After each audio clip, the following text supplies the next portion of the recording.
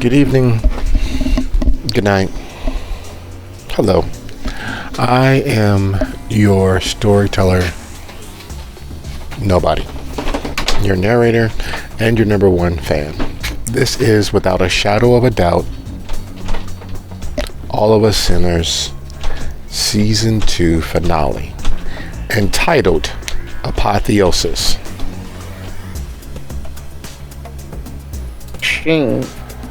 Even if it's uneven, he's willing to deal, and then we won't be a liability.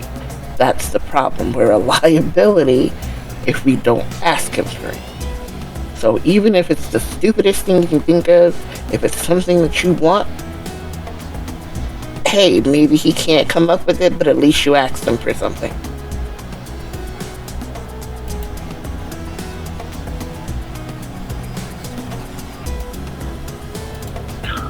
So, what, we gotta ask for something as a group, or just individually, or...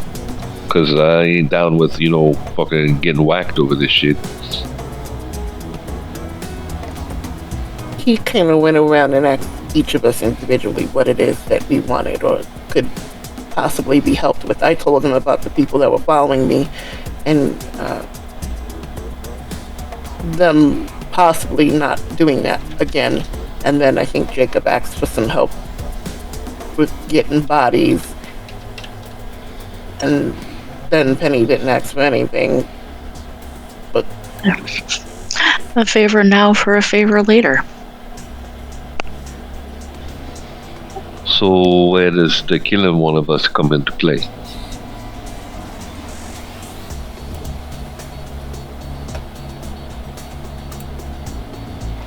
Yeah. Still not sure that's set in stone. She's motioning to the two guys. Basically, them two said that in the past, people who didn't ask for a favor were seen as a liability, and therefore, to keep the others in line, were taken out. A favor is not a specific thing that he can do, so it's kind of on shaky ground, but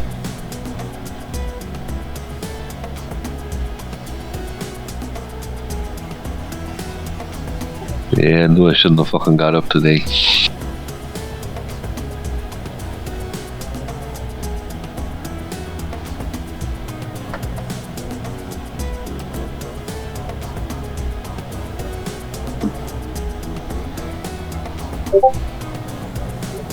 But if it comes down to it on the DL, I'll take the one on the left.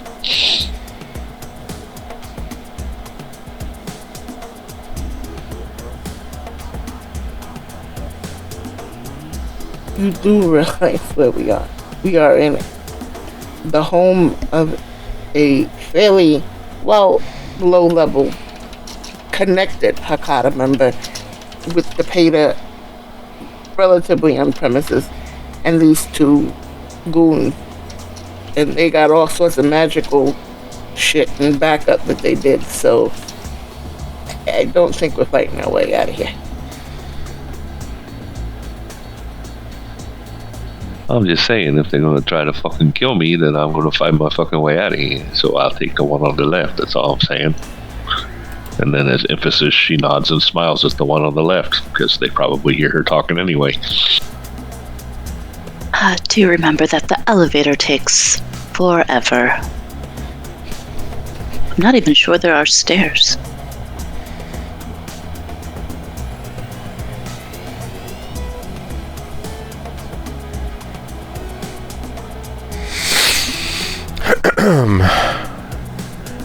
As the great American poet Dr. Seuss said, there is nothing more terrible than the waiting place. Waiting for a job, waiting for a call, waiting for your chance, so forth and so on. And that very much is, in fact, where the coterie is, in that waiting place. There are a boundless, almost limitless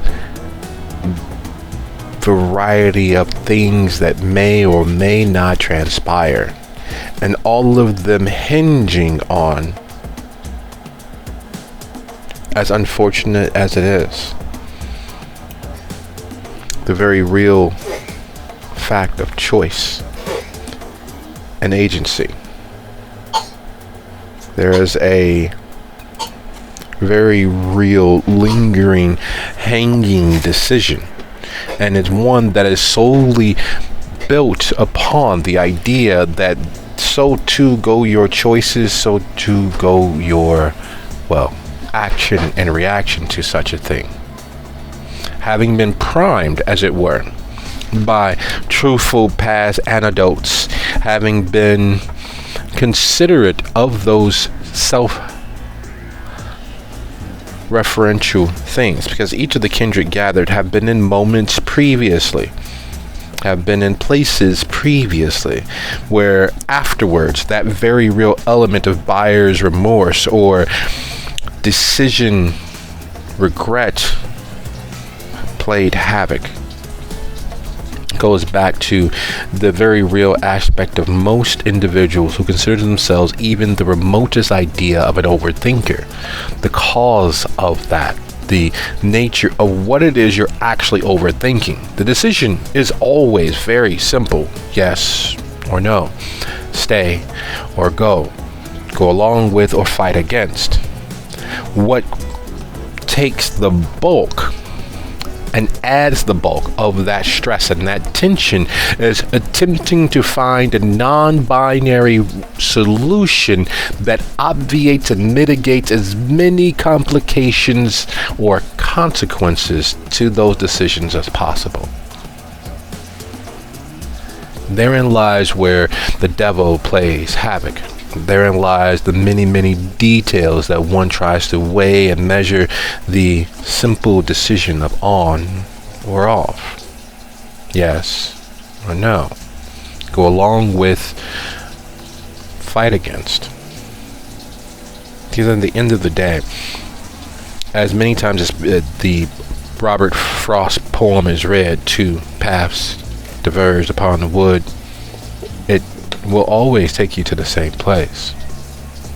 It will always leave you exactly where you are. No matter how many times you replay or rethink or reanalyze the past and the choices there, the only thing that's really being considered is how to avoid the reaction to this action.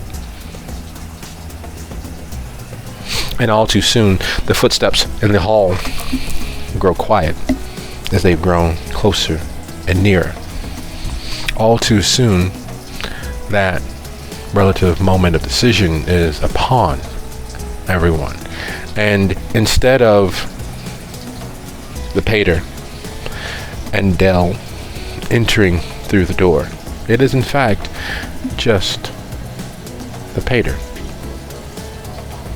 It is in fact just the late arrival to this cluster of decisions and actions that have taken place, leading you all to this very moment.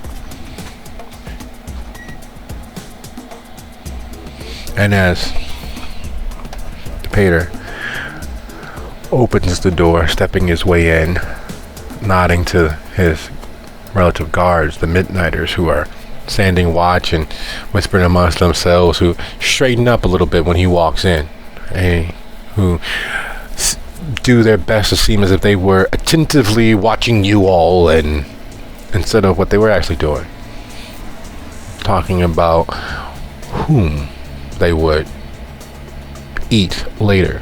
The exact quote is, well, I could go for some Italian. Nah, we had Italian the other night. I saw these couple of cool looking girls up near the, and they go on describing the persons that they would like to divest of their gojus by their physical, superficial nationality. She was probably Indian. Indian is Asian, you jackass. You said you didn't want Asian. Well, I know, but we had Italian the other night. And back and forth they went, whispering amongst themselves, and very much embodying the real fact that every evil begins with the removal of another's humanity.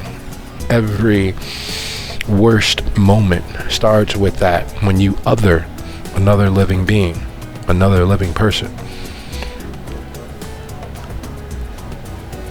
And the pater slips his hands into his pockets.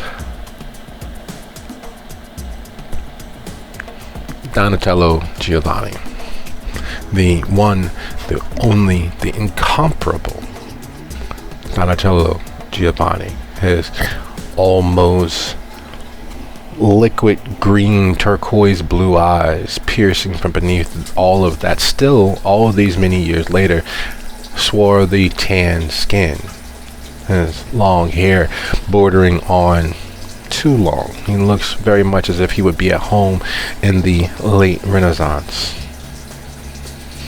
somewhere near Sicily or some such. His heritage clearly emblazoned upon each and every last portion of his feature. His tan, almost yellow suit, his paisley tie and waistcoat, and the shirt looking all too crisp for this hour of the evening, almost as if he manages to press it between scenes, being between when he is viewed and when he isn't. And he considers the four of you. His thoughts playing out behind all of that relative calm in comparison. A gentle furrow of the brow, a quirking of the lips. Well, normally things go usually one of two ways. However, in the consideration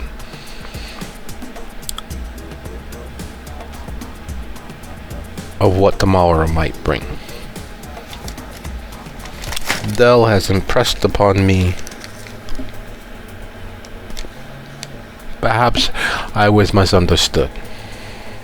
Perhaps somewhere along the way, some communication wasn't quite received in the spirit in which it was given. You all know what this building was before the restaurant downstairs and before all of this became what it is. Anybody know what this place was? Why the stores and the businesses in this area got the land for so cheap?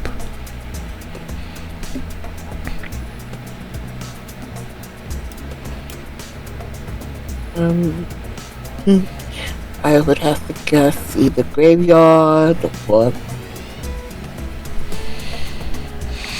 something similar sort of situation. You're not far off. Way back when, I think they made a movie or two about it.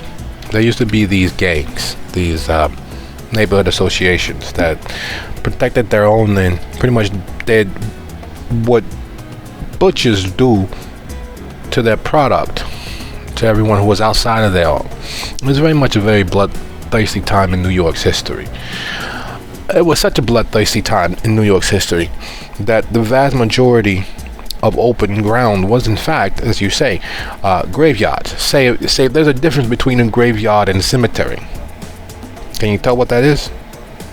Do you know what that is? Maybe I should say. One is attached to the church, another is not. That is a good summation of that. But the truth of the matter is, whether it's attached to the church or not, one is hallowed ground. That means that some priest, some representative of some other worldly power. I'm not going to say higher because I know, there's a whole philosophy behind that. But the ground has been blessed and made sacred in its donation to this power, this other worldly thing.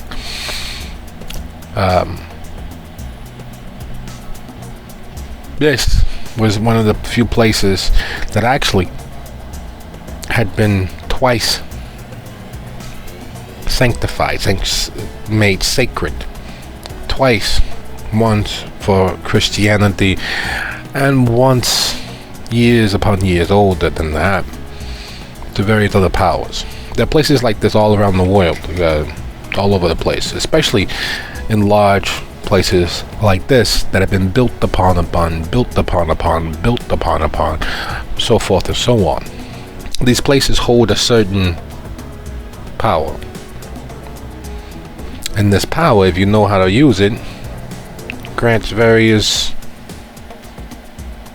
benefits. And if you don't know how to use it, and you in turn let it use you, grants certain sort of flaws, certain debilitating effects. Luckily, we, the family, know how to use such things. We're not the only ones, mind you. Sometimes, and he points towards Jacob, the warlocks almost get it right sometimes, and then there's also the assassins who occasionally get close to being right, and then there are other individuals, rogue elements that just steal, borrow, beg, and other things to get the use of, but they usually always, without fail, write shoddy contracts. You see, much like in our world, dealing with the spirits and the powers of such places requires an ironclad understanding of what is being exchanged.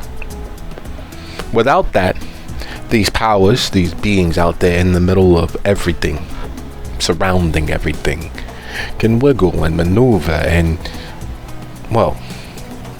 behave very inhumanly to those they have entered into contracts with.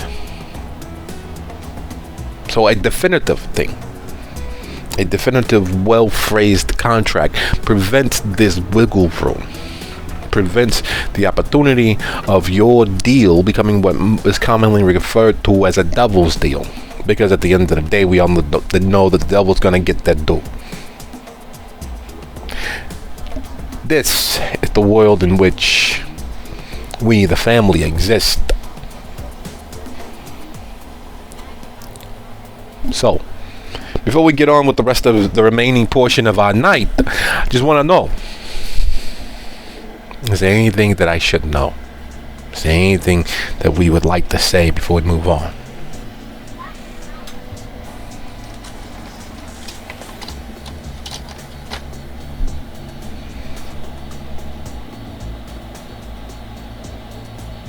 I would love nothing more than to give you some sort of smart ass answer, but I'm not prepared. I apologize. It's understandable. I hate that about you and your kind. It's one of the reasons why I was a little suspicious Sowinski reaching out to my guy and working you into the mix, almost like you were set up to be the how do I say it, the cat's paw to make sure that everything fell through. I'm glad someone thought so highly of me. I would be surprised if you would not thought highly of, considering all of the effort and work, whoever it was, put into you being here. There was someone, initially, when this arrangement began, however you want to say it, the idea was that there would be a sacrifice. A kindred nobody would miss. A kindred that would make sure that Marlena would go off the deep end and push for rabble rights or whatever it is, and make a nuisance of herself. The initial idea, just so that you are 100% aware, was in fact for you to be that sacrifice. The idea being that it's the surefire thing that Marlena would need to push her right over the edge into full-blown crazy, not just almost crazy. And then someone, not sure who, as far as I heard, some toreador with a decent standing and this and that and the other, pushed and pulled and made sure that You were not on that particular consideration. You know, it's good to have friends. It is, especially being as, you know, your death would have fulfilled one of the lasting prearranged agreement with Miss Beach.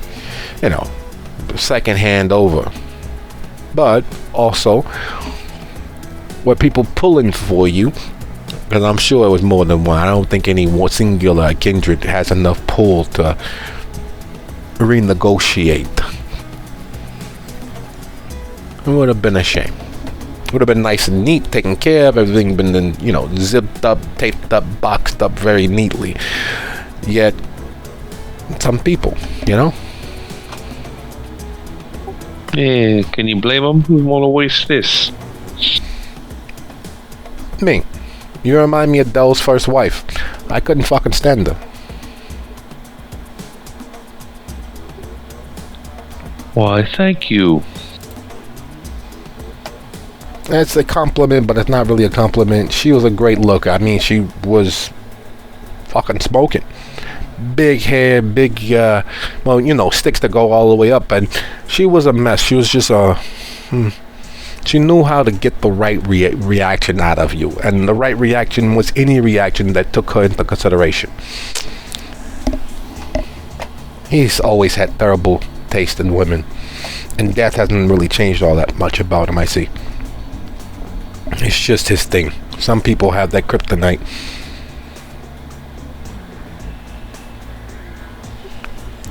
Yeah, it's a lot of people. But, yeah, where are we going from here then? Well, true to my word, I've given you all the opportunity to say whatever it is you need to say, and then we'll get on with burying one of you. Because here's the thing. I'm very, very finite in regards to this world. And if and with nothing exchanging hands, there has to be a sacrifice. And, well, no offense, that's you guys. So one of you, with nothing exchanging hands, will in fact be the sacrifice for us to have this agreement in stone and blood, in a matter of a pact being formed between us, so that we don't betray each other. We can betray the rest of the world, but in regards to a contract, an agreement, measure for measure, if you understand. Well, fucking, I don't know about everybody else, but this doesn't sound agreeable to me. What can we change hands to fucking not have anybody killed?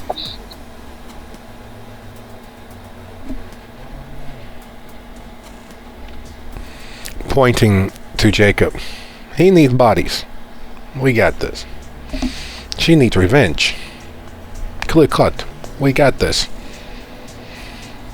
That's only 50% of the load, as it were. 50% of an investment to make sure that we are all on the same page. Because after all, bodies don't just appear out of nowhere. They require work, a little effort, and how do they say it? Sweat equity.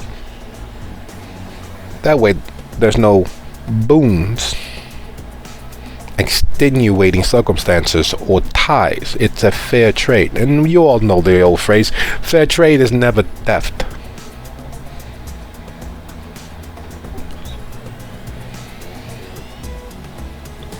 Okay, I think I fucking see now. So, for me, I guess I could use, I don't know, some cash, or I have my eye on this fucking bass guitar for a while. You maybe buy that, or, you know, I'm easy. I'm willing to negotiate.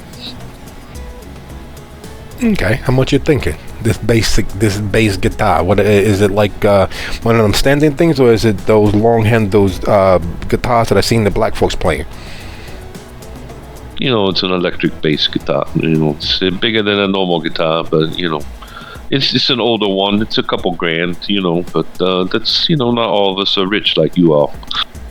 Yeah, I'm not really rich. I just make sure that things happen. Because the real power in kindred society is boons. And it's the reason why we don't do that.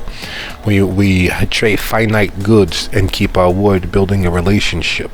Especially being as, we can find this guitar for you, but it's going to be stolen. We can find those bodies for him, but it comes at the cost of, well, doing the crime to get the bodies. And we're gonna get her revenge for her, which requires us and you being in possession of something that clearly 100% breaks the traditions. So that we are all in accord with this. We burn, you burn. Or we do the sacrifice and we burn, you burn because you took part in, you know, the guilt by association. You were accomplice before and after the fact of the ending of a kindred's existence.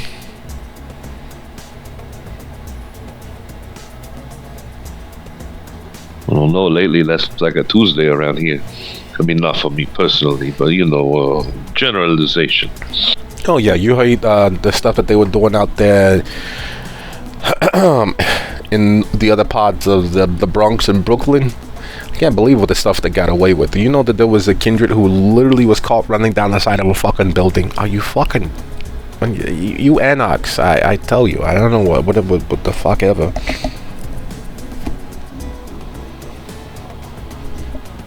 Yeah, kids today.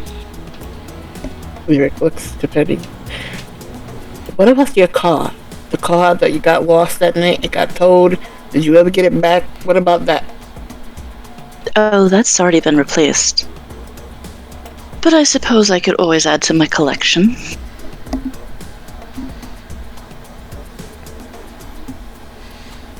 Say a...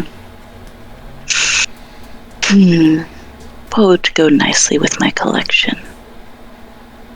Let's say a 64 Mercedes-Benz.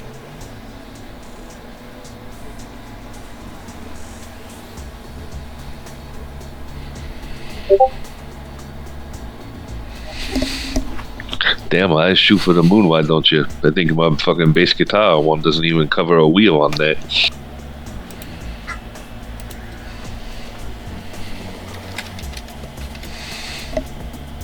$64, huh?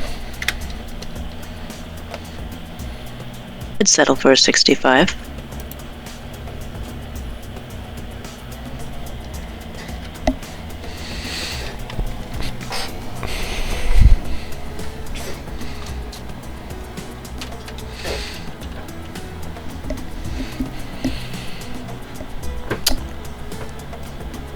Are you sure you want something a little bit more tangible? Something like, it's not a problem. Mind you, we've made miracles happen before, but not so much concerned about that. But you won't get a choice in color, nor number of doors. It will meet the description of a 64.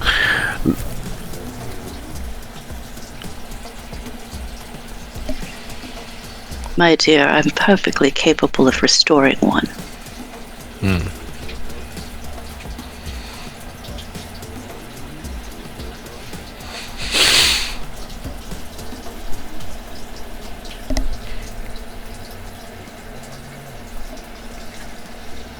Okay.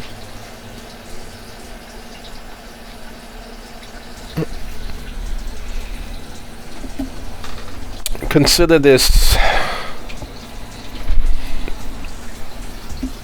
He looks at his hands, having taken them out of his pocket, and rubs them together, making sure there's nothing, no detritus, no stains, nothing sticking to them, nothing on them. And he holds his left hand out and spits into it. Steps forward, shaking Jacob's hand. And then he repeats. He spits into the palm of his hand. And he sends his hand towards Lyric.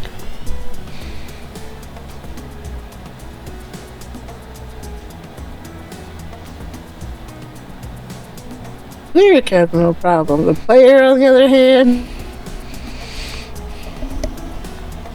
And he looks into it, almost checking something, like you would when buying a house and finalizing and making sure that the escrow is properly accounted for and that the tax rate is exactly as it should be. And he spits into his left hand and extends his hand towards Baby.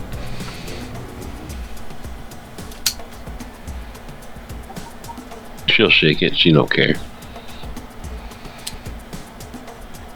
And then he again does that same scrutinizing the fine print, as it were, and spits once more into his left hand and steps closer to Penny and extends his hand. Penny will repeat the gesture and shake his hands. He smirks as she provides her vitae to this matter as well. And you've seen him smirk and smile thus far. Thus far, throughout this interaction, it's always seemed to be not robotic, but almost as if it's a foreign gesture. The moment that Penny provides her vitae for whatever this is, his smile becomes genuine, and you can imagine him running beneath a Tuscan sun somewhere in the countryside of Italy. You can see him as a young man, his bare chest as he climbs one crag after another, enjoying actual life. It's the sort of smile you give to a partner in crime as you all experience whatever adventures the summer sun has for you. It's the honest to goodness last bits of humanity in him, a honest emotional response, not a practiced, well, I want to make sure that no one's offended, I want to make sure that I'm not offending anybody, I want to keep everything above board. It's not the effort of affectation, it's an honest smile. And as you all shake, Penny, would you be so kind as to roll your... If you're attempting to hide your response, it would in fact be subterfuge. If you are attempting to put forth a particular response, it would be performance.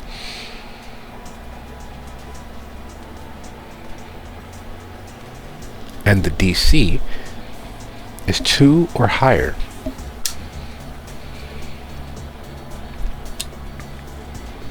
Well, she's not trying to hide anything, so what was that one more time? If she's attempting to hide her response, it would be subterfuge. If she's attempting to put forward a particular response, it would be performance. She's not trying to hide anything.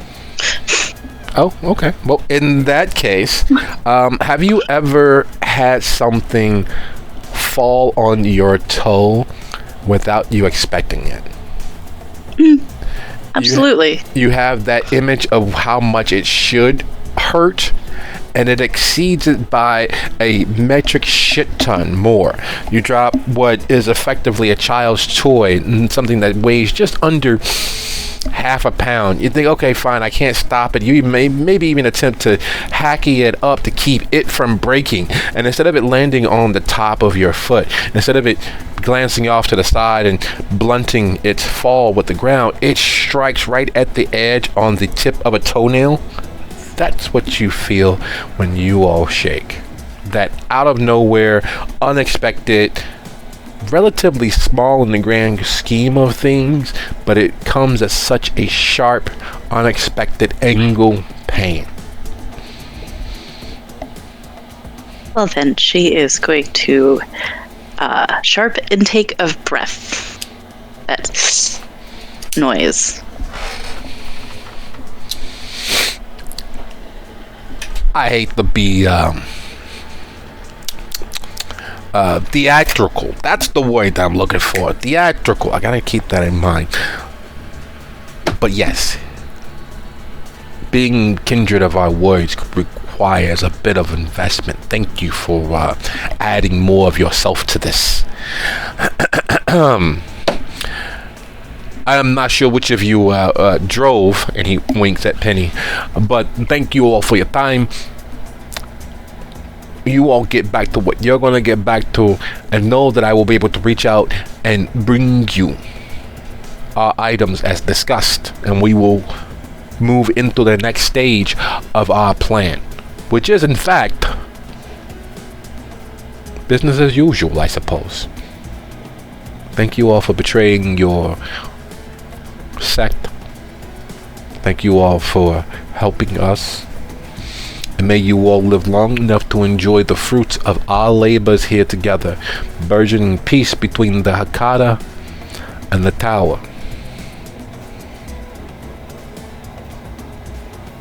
I wish you all a good evening. And he turns back towards the still open door and waits for the Midnighters to turn around and escort him out. And as they cross the threshold and exit out into the hall, you can hear him calling back, "Oh yeah, Bell won't be with you all. He's got several things that he's got to make amends for. He'll see you guys around. He'll be bringing you your things." Have a wonderful evening. Oh, it will be fun. Drive safe, boys. No chance of that. Drive safe. What the? And their jocularity makes it very apparent that for all of their reputations otherwise, that they are in fact just as much of a reckless adrenaline junkie meatheads as you have incidentally heard several times over. I mean, more of an adrenaline junkie than Penny is? Yeah, Perish the thought. there's still the rumor of one of them effectively riding their Ford Ranger, which had a V12 diesel engine dropped into it across the RTA, literally on the train tracks from the Bronx all the way to Brooklyn. Supposedly. There's no proof of it. No one's got any video. But supposedly they're one of the few individuals who successfully drove on the RTA tracks without, well, dying.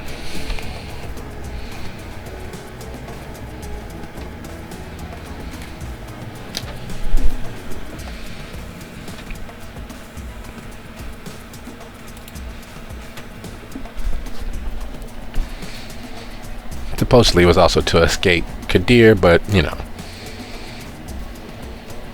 rumors, gossip, it's all the same. It's untrue until proven otherwise.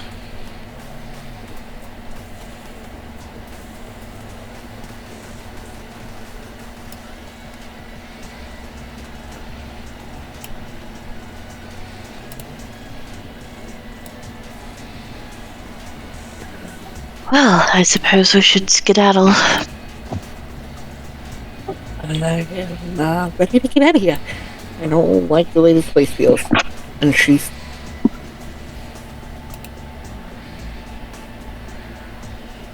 So, what the fuck just happened?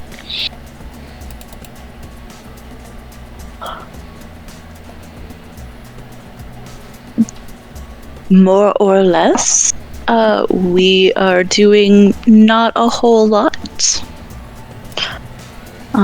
Because some parties, of course, here were misled to our capabilities. So we fucked up and now we're just fuck ups and that's okay?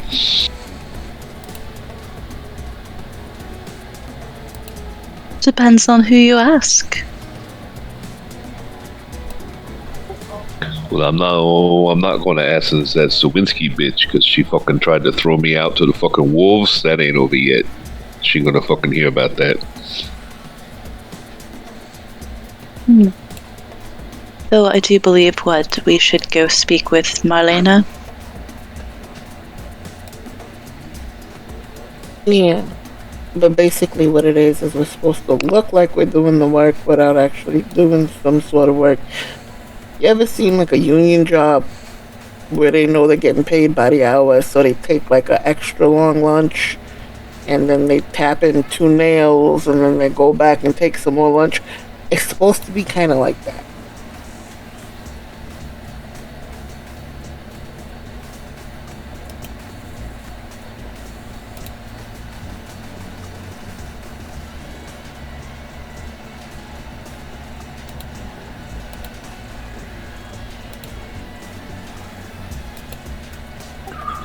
Well, shall we?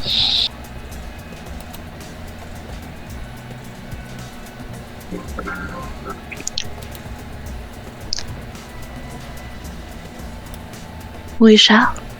Well, Lyric having remembered the way in kind of leads them back out, but then, even though they said Dell wasn't going to be there, she's just kind of looking for him, hoping he's not in too much trouble. Well, the one thing that you are sure of is that his prepping you for meeting the pater fell ridiculously short of the mark. Him prepping you all to meet the pater was also part of some counter trap to the trap of your actually being assigned to fail the Hakata on purpose. That's literally what it boils down to. So Winsky sold a story to several parties that all hinges on you being successful or unsuccessful to their particular choice and agency. In other words, you all were the track horses that others have been betting on beyond your agency. And it's all part of a story, a tale, a huge lie that Sawinski built and put together due to your associations with various other kindred.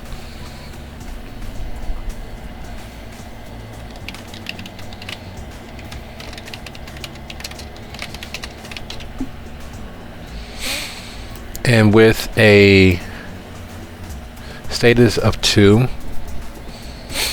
there's no way that Penny doesn't realize that part of Sawinski's reputation, part of how she rose to fame, her previous career, both living and dead, as a reporter of sorts, as an intrepid teller of tales, exposés, and scandalous bits of truth that the public should or should not know.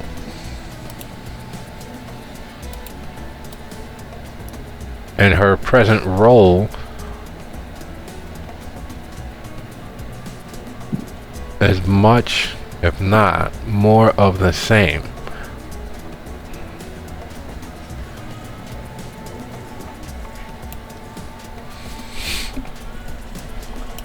To put it in so very simplistic and over exaggerated terms, her life depends on keeping the court entertained in a manner that keeps all attention and expectations actually off of her personally.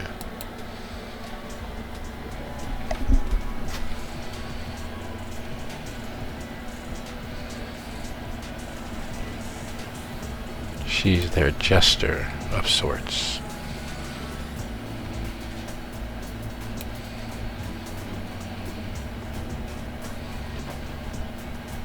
I've always wanted to kill a clown.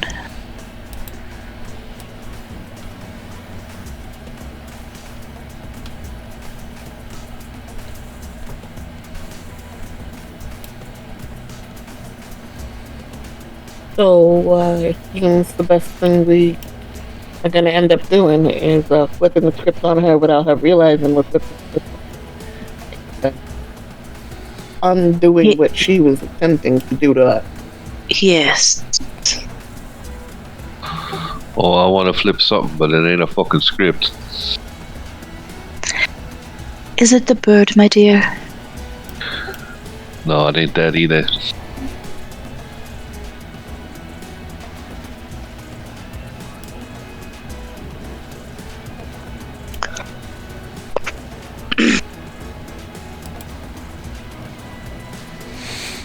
There is a ridiculous amount of rather simplistic thought carried out at a high level within the society. It is one of those strangely unavoidable aspects of having the promise of forever.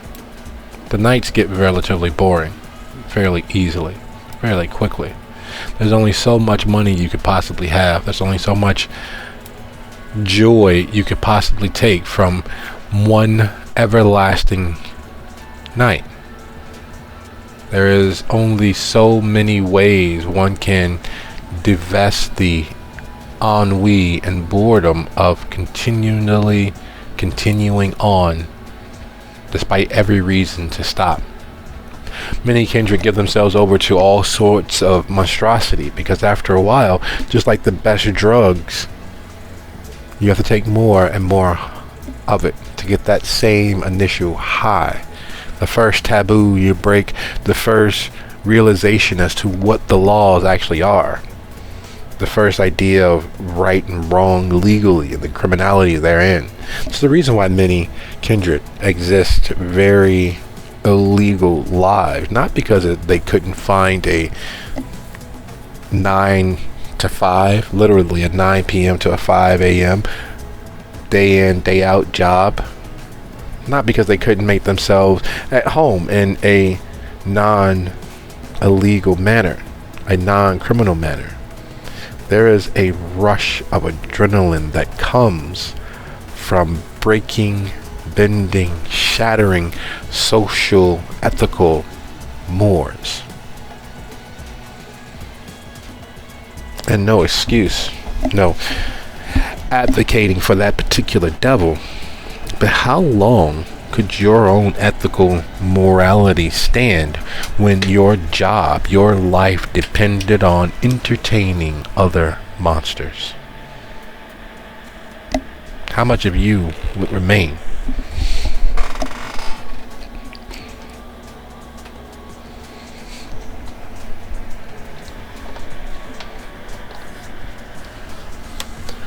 So food for thought sitting there between you all. The elevator taking forever.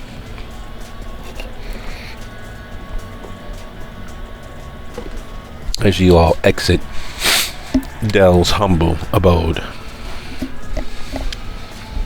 and make your way elsewhere. Where would that elsewhere be? Are there any conversations or considerations unasked, unnoticed that you all would be sharing in this moment, considering the information you have? When they're in the elevator on the way down, Lyric will point out. So, the guys were hinting at something about possibly being able to eat the food at the restaurant. I don't know whether they were just pulling our legs or not, but I'm curious if you guys are. Find out whether it's true or not.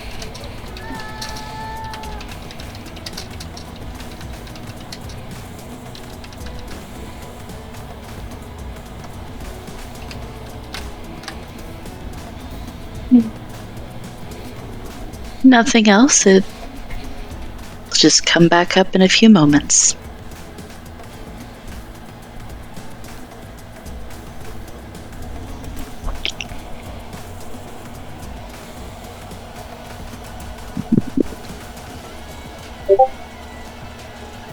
What's gonna come back up?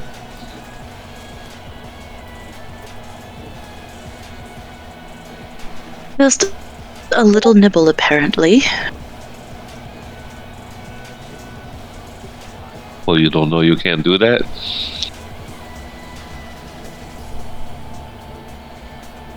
That's why I think they were pulling our leg.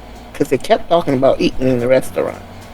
And we all know they were serving food, which is like actual food. But then, I don't know, maybe I got it wrong. Maybe they're talking about the people in it. Them being food? It could be. I've heard stories of cannibals.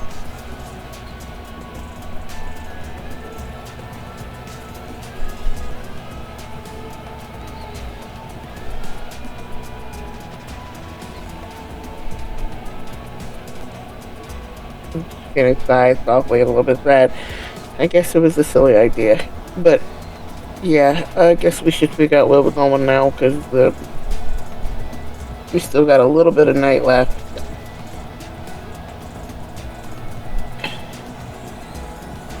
We know we were being followed earlier. So we gotta be prepared for whatever that is and make sure that she's not listening in, basically. Fuck, I think I'm always being followed.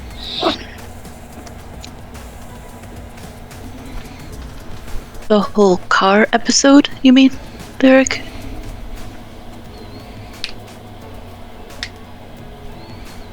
Yeah, I know they said it was a fucking charmed ghost car or whatever, but I still feel like something else was going on. Like, why did the radio react like that?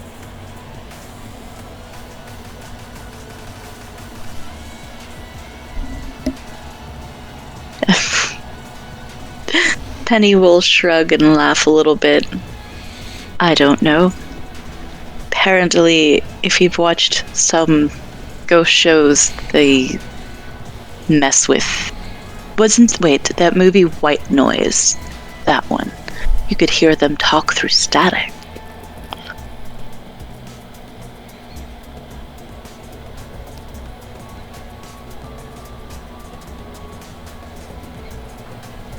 Therein lies the dilemma. Do any of you all besides Jacob have an occult of 2 or higher?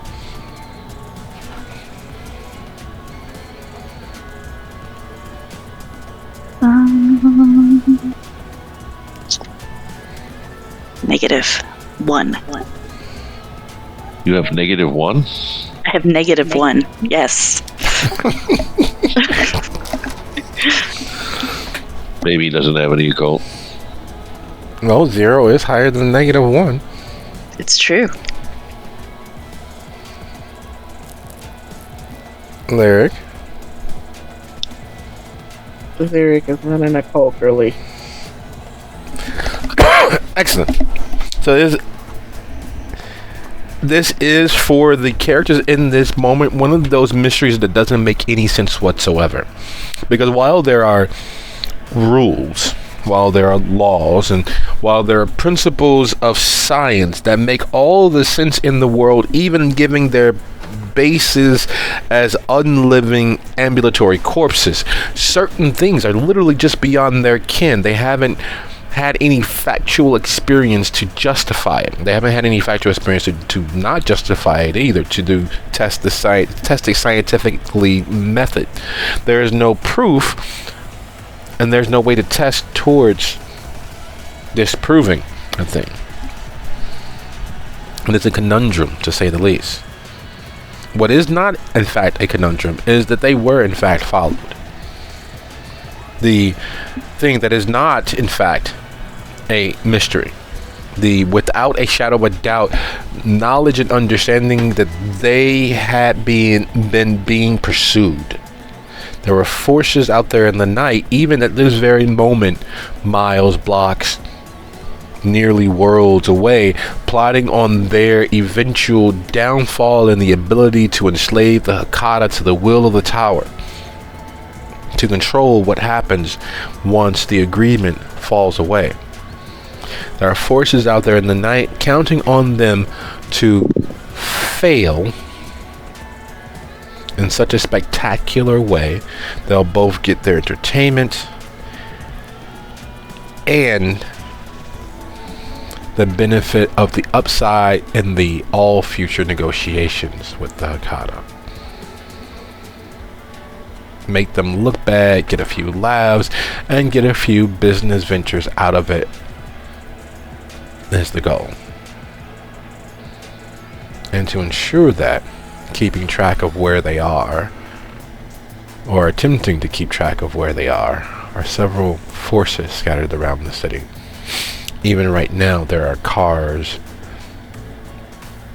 footsteps, and darker things making their way through all of the usual places they associate, looking for hide and hair of them. And even as that's happening elsewhere, when you all exit the restaurant, the valet, we'll be right with you, and they take off running to get the keys, to get the vehicle back and get a decent tip.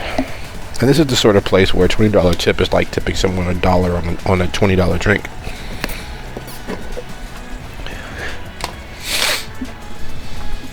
The rich, not the wealthy, dine here.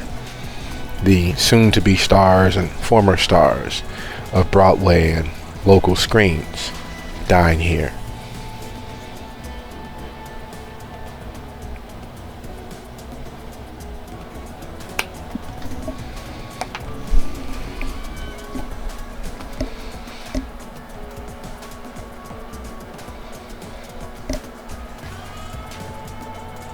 This place is pretty fancy, by the way.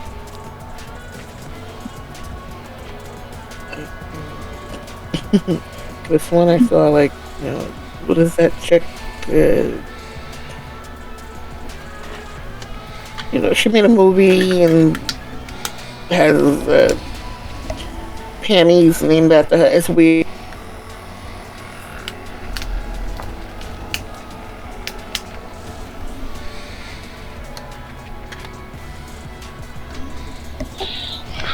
Yeah, you got me. I know a lot of chicks made movies, but I don't know have panties named after them.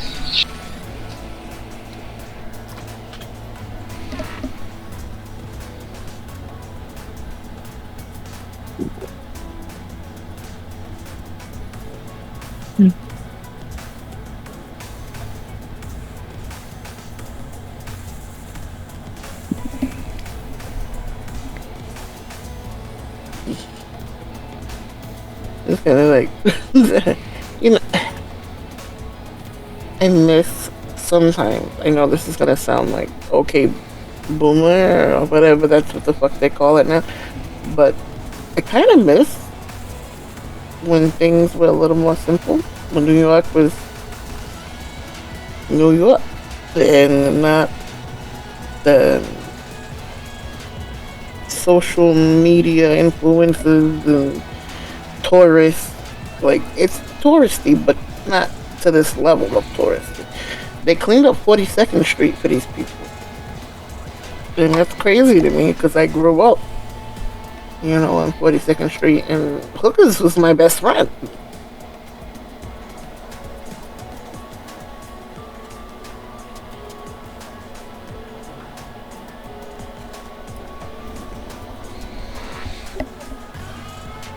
Yeah, it's kind of a shame, ain't it? They tore down all the good places, put up fucking condominiums, drugstores. Like, we need another fucking Dwayne Reed.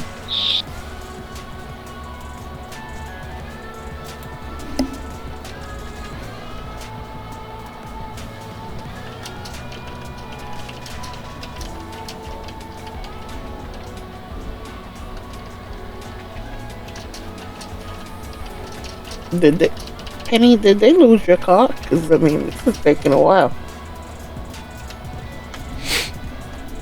It's hard to say. It's just a Subaru. It's easily replaceable. Are they gonna fucking attack us right here on the street?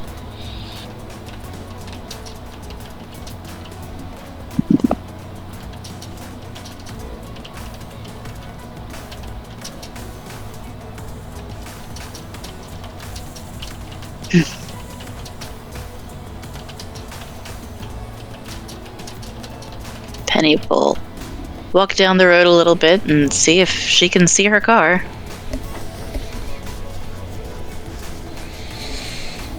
Unfortunately, she can. Unfortunately, she also can see the conversation being had. Unfortunately, she knows those sorts of conversations where, buddy, I understand, buddy. We all got a job to do, buddy. For me to unhook it, you took too long. It's hooked. You gotta pay the unhooking fee. I can write you a fucking receipt, but it's hooked. It's going with me one way or the fucking other. Now, you can either pay the unhooking fee. No, you don't understand. We just park here all the time. No one said anything. I don't have $100. Buddy, come on. Fucking be serious. We know that. I know. Look at your uniform. I know that you actually made tips tonight. So you can either come out of your pocket and pay for the car, or you gotta tell the customer that it's going where I'm going. Here, look, this is where we're going. You can come pick it up later. I don't know what to tell you. Either pay the unhooking fee or it goes with me. No, buddy. No, look. Penny will walk up at this point. There seems to be some sort of a problem. Yeah, lady, this ain't got nothing to do with you. This Jamook parked where it clearly says, look, at the fucking curb, a yellow curb. You're not supposed to fucking park here. So, this car is mine. I gotta take it. The people here don't want people parking in front of their place. They've been complaining about it. They finally got the city involved, and guess what? Now we gotta go to the lot. This guy doesn't want to pay the unhooking fee.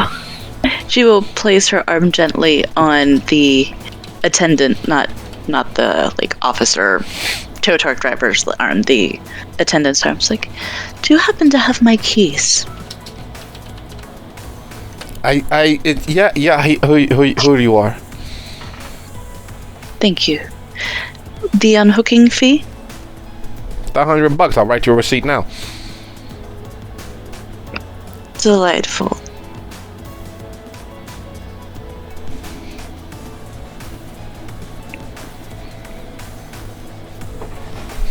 I know it's a pain in the ass, but you know it's. What are we gonna do about it? A Benjamin, a Franklin, it's the charge. It's supposed to be technically $200, but I like cutting people breaks as much as I can. My boss always yells at me about this, and he's rambling on and on about this. He's actually is breaking out the receipt book and beginning to jot down the make, the model, and all of that crap. And I do what I can. It's not much. I know it's everyone always wants to hate on a tow truck driver, but I got a fucking job to do just like everybody else. I don't understand why this is so hard. Like you park in the wrong place, you get this happen. It's what it is. You gotta pay the cost to be the boss, you know. And yet everybody wants to yell and scream at me and wants to fight me.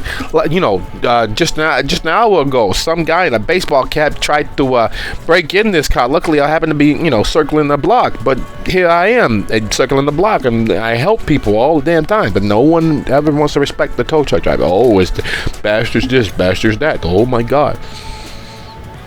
We will smile and hand him the 100. You said someone with a baseball bat was trying to break into my car? Yeah, guy, baseball cap, leather jacket, looked like one of those the Zoolander types, pretty faces, not so much going on in the under the cap. I am familiar with several Zoolander types. Is maybe a better description of him? Like face, hair color, that sort of thing?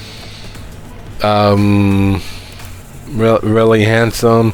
Wasn't too bright because I slowed down, and instead of stopping to knock, he just tapped it like he was testing its fortitude and make sure that it was still intact instead of just walking away. I have no idea who the fuck the guy was, but lo and behold, he goes ahead and does that little stupid shit, and now I know what he's up to. And once I slow down to a crawl and look at him, he turns around and he walks off, and he points down the street. He went that way. Real handsome, real tight ass, nice, not too tight skinny jeans, but just enough to let you know that he works out, takes care of his body. I didn't see any tattoos, but he's covered from head to toe, so nothing on the neck or face, anything like that I could see. Maybe he has something dark, but who can tell? Delightful. Thank you for the information, and she will slip him a $50 bill just for his troubles. That's your tip for this evening. Well, no receipt required. Sure thing. You all have a blessed night. And he moseys on off down the block. She's going to turn to the attendants. Does that sound like a normal person in this neighborhood? No. Who would have thought that the tow truck driver was above board? Everyone knows that he's, they are fucking crooks. They try and take from our livelihood and make sure our lives are very, very, very fucking hard. I thought it was a scam, the whole unhooking fee. Like they're just trying to rob you of your money. I didn't know that it was supposed to be $200. And he was cutting everybody a deal. That's really nice of him. That's very unusual for over here. Everyone over here is a real asshole. Real, good fellow wannabe, tough guy, slick back hair, always wearing, nice blazers. And there was the weather girl. She was nice though. She was very nice. Some of the people there, they tip well, but they're assholes. So skinny jeans and a leather jacket doesn't make the typical rounds in the area. Oh, that guy? Skinny jeans, leather jacket? Yeah. There's lots of those guys come in. Like actors, wannabe models, famous people who are trying to hide their identity. And yeah, there were two, three tables of them in tonight. There's usually about 4 or 5. Beautiful girl. Usually has several meetings over the course of the night. Dark hair, long, very, very, very sexy. Nice, big, bright red lips. Really, really beautiful. You know, the kind of girl that makes you, forgive me being crass, but you know, makes you get excited to see her. I've met my fair share.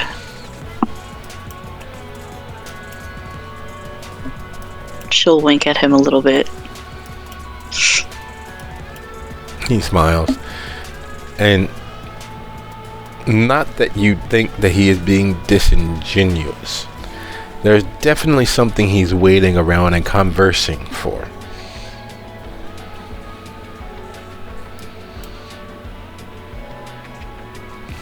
I'm totally sorry about this. If I knew that this was serious, we would have. But we've parked here for so long. It is one of those things. Like, it was an honest mistake. I don't want you to think that it's the company or even us valet workers. But we do our best. And there's only so many places to park. There's a reason why a lot of cars sometimes we have to double park. And we understand when double parking that is illegal. But this is new. There's never been a yellow. And not to say that he's wrong, but how could he see it from the street that there was a yellow curb? Like, you could barely see with your car.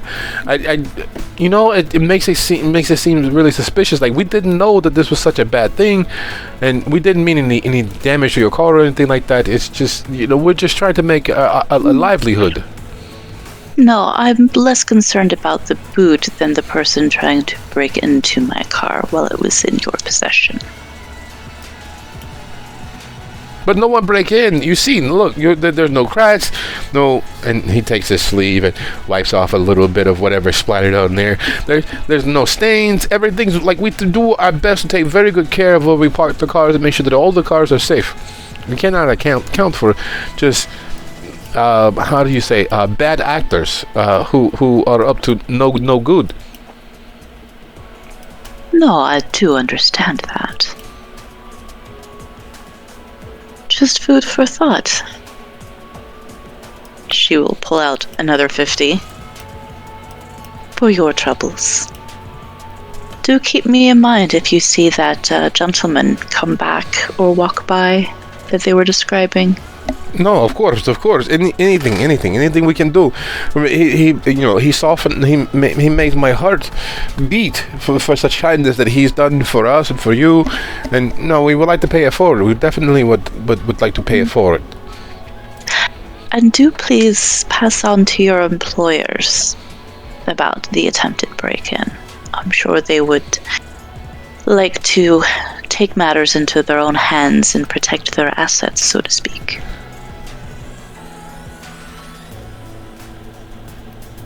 Of course. We always want to pay it forward. She'll pat him gently on the cheek. You have a delightful night, and she'll look at his name tag. Leviticus. You have a delightful night, Leviticus. Of course, you too. You have a lovely. God bless you. Have a nice. We'll pray for you. We'll make sure. I appreciate that. And while all of that is happening just down the block, and those conversations are running raggedly rampant, as you two stand near the valet stand, is there anything being discussed between Baby and Rick?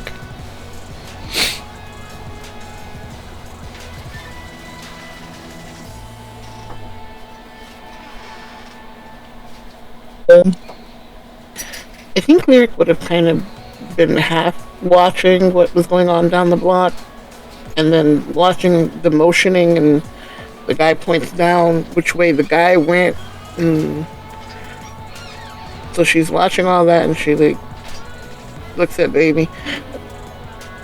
Looks like a lot of stuff went on while we were inside. David's about to tow her car.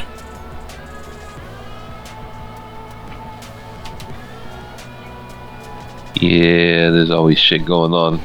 Maybe we should go down there. That's where the car is.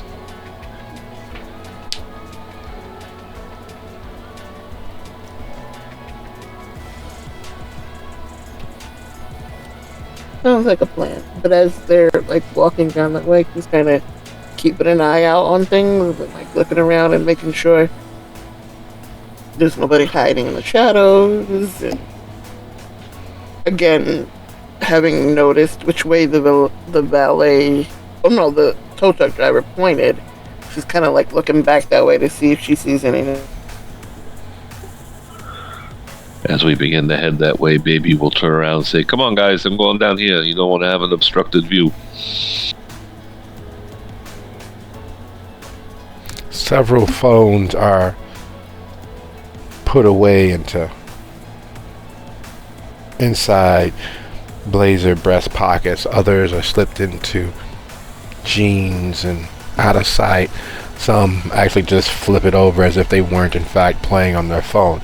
The problem with that, and the very real aspect of that, in today's day, that behavior, not the fact that the phones were out and they were clearly texting or messaging or interacting with someone miles from this location, the fact that they very directly didn't look in your direction and instead just put their phones down is telling. There are several tables of models and up and coming actors and the like who are clearly dining above their means by being here. But in the being here, being in this center of the world for them, this is where the power is for them. This is where they might be seen or incidentally discovered. So even though they're nothing but bread and olive oil and a little cheese on the table, it's important that they are seen here. So there's several glasses of very, very cheap wine, several glasses of water, and then you can tell that several of them, this may be their only meal with how much they've paid and chipped in for tonight.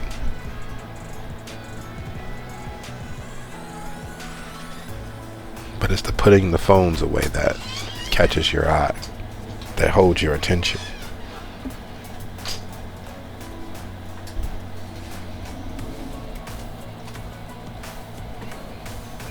Well, maybe I shouldn't have called them out, huh? They seem pretty fucking upset now.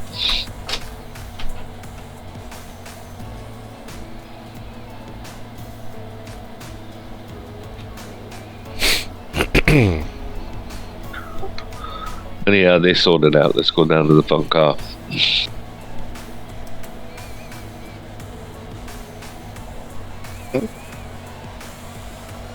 She's just kind of like watching, a little bit curious as they put the phones away. Now, is this the valets or just guys standing outside?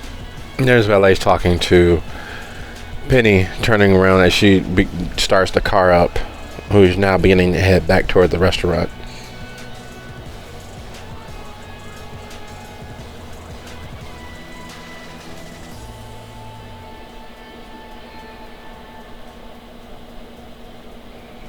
Derek has been kind of keeping a running log or marking scent as things go on. Every time they go somewhere new, she maps the place in her head a little bit by scent. And the guys with the phones, like, not being too obvious, she's singling each out and kind of like remembering what they smell like in case she ever comes across them again. And then as they're walking, she kind of passes the valet that's coming back and does the same for him. Not being obvious about it, but just kind of like, as he goes past, she pulls the air into her nose and across her tongue and then keeps walking.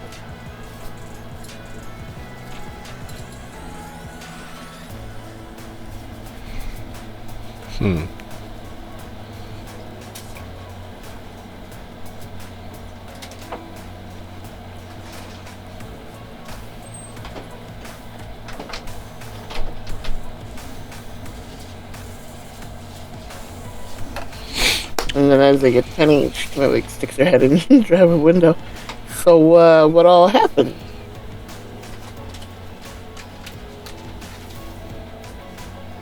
Tow truck guy was trying to take the car? Yeah, that's all sorted out now, however. Also, the tow truck driver said that someone was attempting to break into my car the first time he passed by.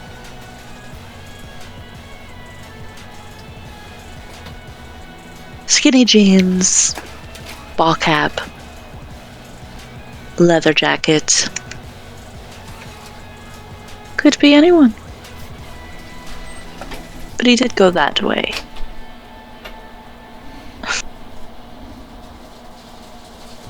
So, do we head that way and see if we can catch up? Maybe some of my admirers saw something, but I doubt they'd fucking say. In fact, if I called one out, they'd probably fucking run away. It's possible. We've got a few moments we can spare before we have to get back to safety.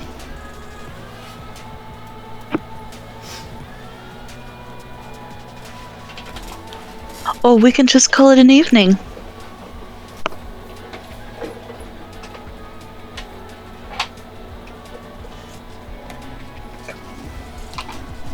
I mean, you think someone trying to break in your car was just random, or was it fucking connected to the rest of this shit? The fucking Zawinski and all that bullshit? Honestly, it's hard to tell at this point.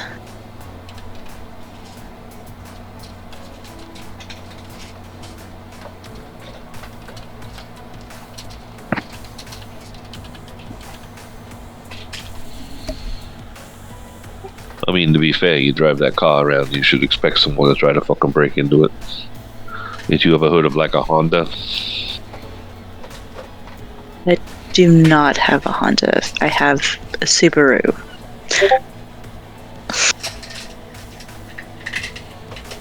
It is, considered one of the safer vehicles ever made. Subaru, most reliable at least. Right. Perfect for daytime driving. When she doesn't need to impress anyone. Or stand out. Yep, nothing like a Subaru with 3 young ladies inside. Very, very normal.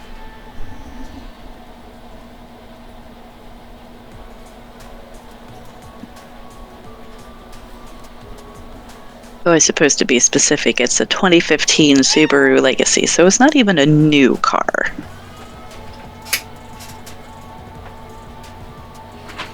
But it is a Subaru. But it is a Subaru.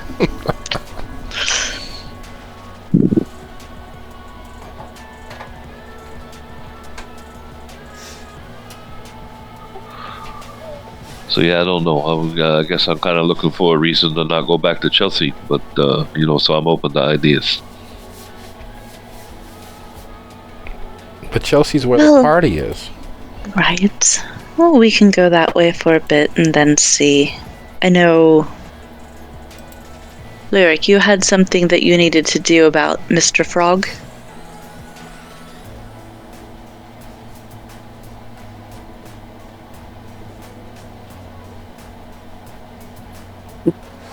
Basically, what would have to happen with that is we would have to find him and feed our case and do what? Wanting to help him get back at the person who tried to snag him in the first place.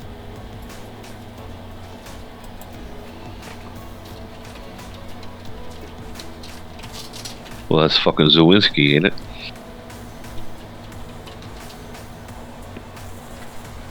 She is the one who set us on him. Yeah, we'd have to go to Spanish Harlem for that. I mean, I kind of probably should go that way anyway because I made a promise that I need to fulfill to somebody else, and I've been slacking a little bit. But that's along the way, so yeah.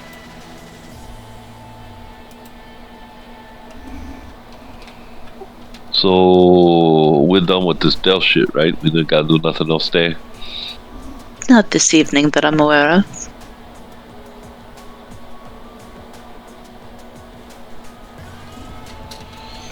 It's See, funny. I don't think we're completely in the clear with that. I think we gotta keep up appearances. Yes, but we don't have to do anything more this evening. We clearly had a meeting with him.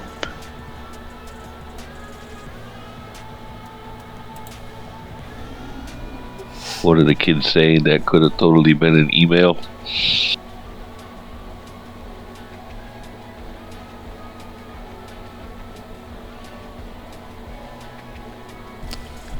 More than likely.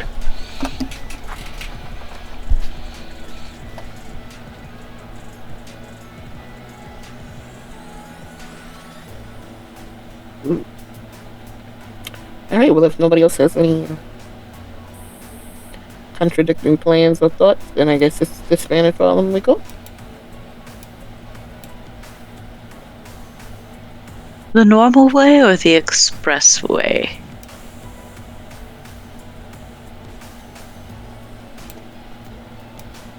Lyric probably does not like the smile in Penny's voice. That's the thing that makes her pause and go, okay, see, the long way means she's gonna have to slow down. The expressway means she gets to open up the throttle. I don't know which one's the best way, but we don't got a lot of time.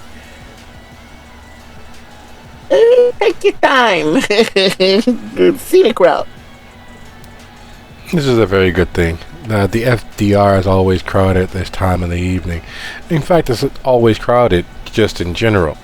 And taking the FDR up and around towards Spanish Harlem, meaning that you guys got to get off on 116th or take it up to 125th, which is even worse because it crosses over, crosses under, crosses each other and itself several times because it's right there by the Robert Kennedy Bridge.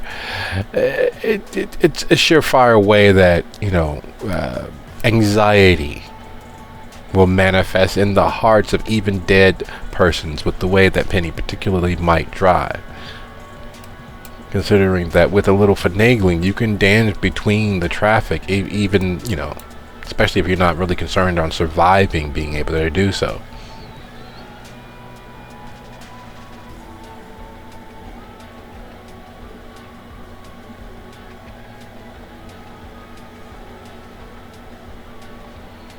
But luckily for you all, the long way will take you almost exactly where you need to be, which is right there by the scalp shop, right there off 115th. That's typically where Rick would know to leave word. It's not quite as open-ended and easy as going through some of the Jamaican or Nigerian restaurants in the area, but it is what the old spies would call a dead letter drop to reach certain parties amongst the assassins. Because even with them having a permission to speak for them in the privy councils of the city, there are certain things that they do that, falls beyond the pale. And as you all make your way into Spanish Harlem, taking the scenic route, watching the city go by, it is 2 after the hour. Let's be back at 12 after. Sounds good.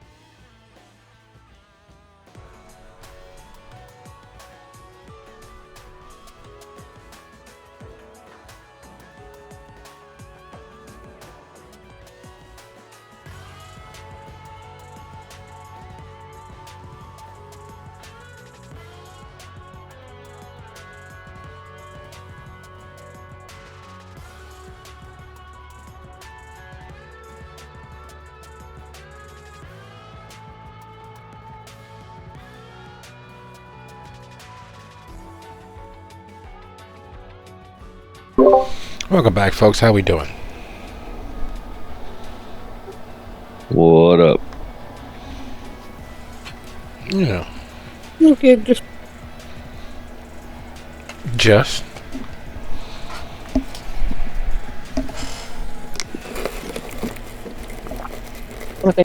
yeah, it's called writing a backstory. I see. Backstories are good.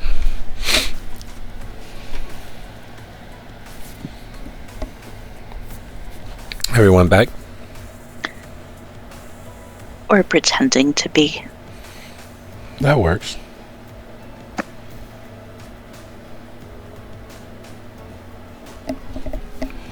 So the drive to Spanish Harlem, not excessively long, even taking the long way.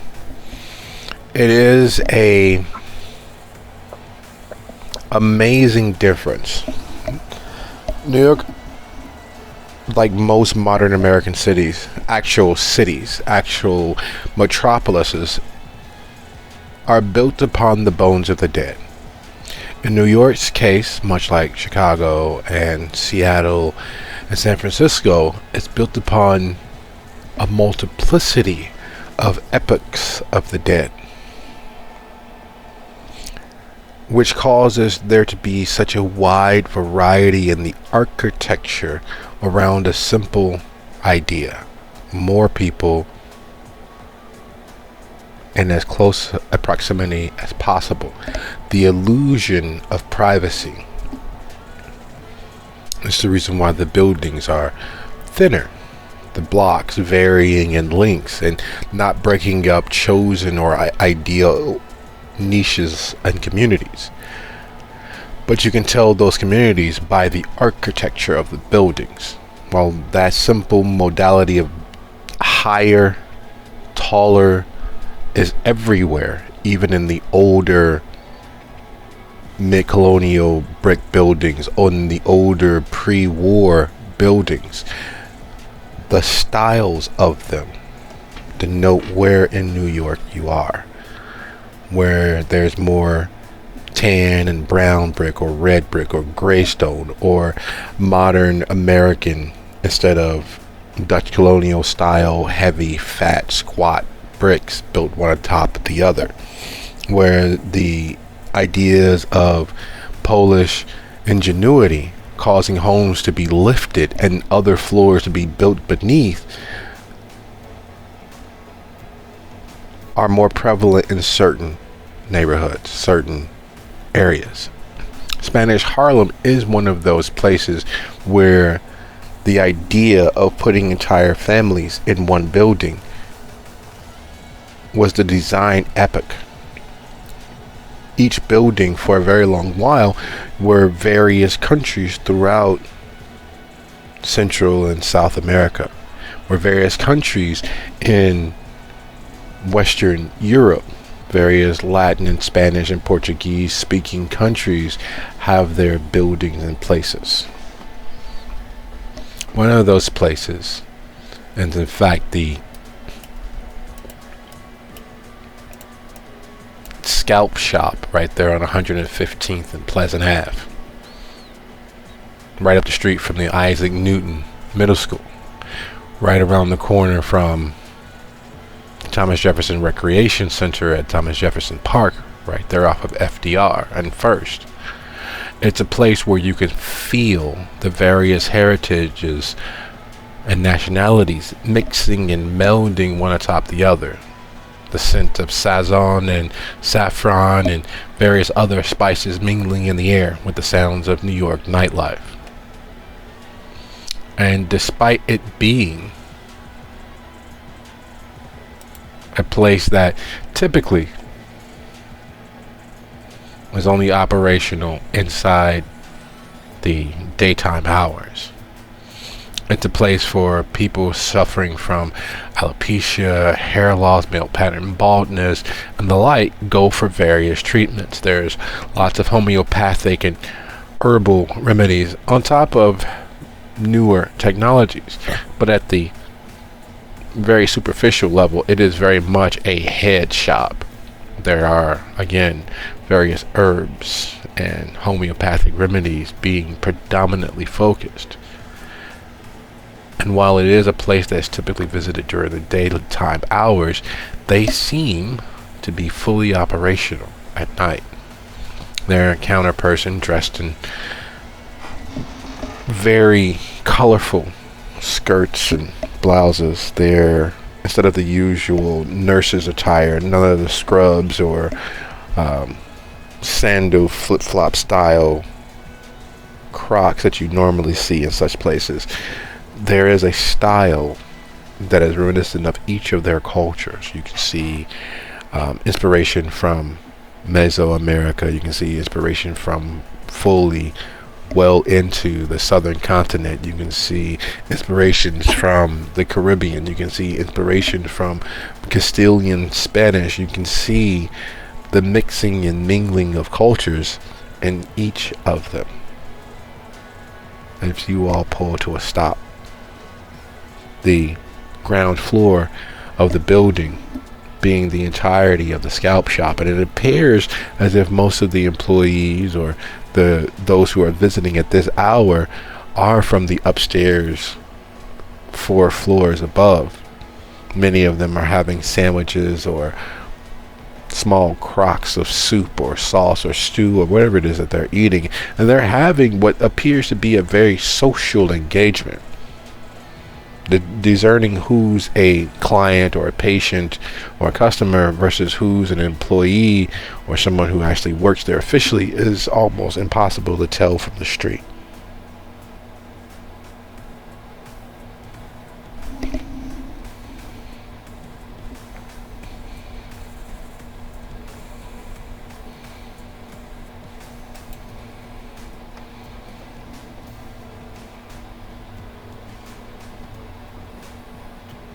Well, I don't think I'm gonna need backup, but just give me a few minutes and I will go drop off this message and hopefully be right back out. And she slides across the back seat Alright. to get out and head in. You know the signal if you need help, right?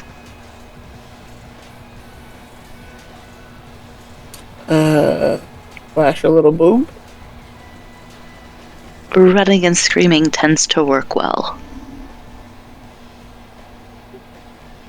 Yeah, it's very discreet.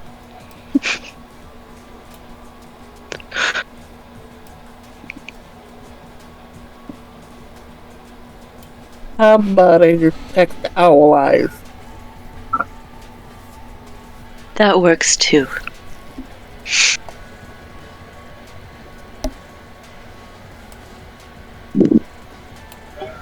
Maybe we'll look around and see if we're still being followed. While not as happening and as busy as points due south, while not as happening and as busy as what's happening in South Manhattan, down near Water Street and through Chelsea and Chinatown, Spanish Harlem is in fact very busy, though it's not much movement in regards to that busyness. Unlike in those places where everyone's hustling here, there, and places in between, most of the busyness is in congregations. There are groups of youths making their way from one end to the next in the typical New York, high-shouldered, mindful of themselves, eyes on the prize, stalking. But there are groups here and groups there, and the traffic being one way west along 115th makes it very easy to notice if anyone's oddly watching you all. There's a vacant lot across the street from where you all are sitting in front of the scalp shop. To your southeast, there's a group of 4 or 5 buildings there at the corner of Pleasant Ave and 115th, and then further northwest along 115th, there's just this busyness. There's a museum about 4 or 5 doors down. That is not any museum that you have ever competently passed, because it looks like a church. It has the steepled roof and the bell tower, and it's gated with the wrought iron stuff that's designed to, slow down interlopers and the like. It is very much in everything but actual name a church, a sanctuary. Yet the sign that you guys can see from where you are states that it's in fact a museum. Further down the block, from where you all are, you can tell that there are various open lot side spaces, several parking facilities, and from where you're sitting there, you can see the hustle and bustle of people moving to and from a restaurant. There's the distinctive white deli bags that people are moving around with. The thing that stands out in this slightly slower hustle and bustle is that, unlike everywhere else, there are not, in fact, police cars and police actively patrolling nearly as much. There's no clearly delineated uniformed police cars or any of the like within easy view. Normally, just in a matter of a few moments, you would have seen at least two. You would have seen a couple of patrolmen making their way angrily through the crowd, because no one likes to be out in this weather at all hours. And it gets into your skin, it gets into your bones, and makes you a little peeved with the world. You don't got time for stupid people. You got time for assholes.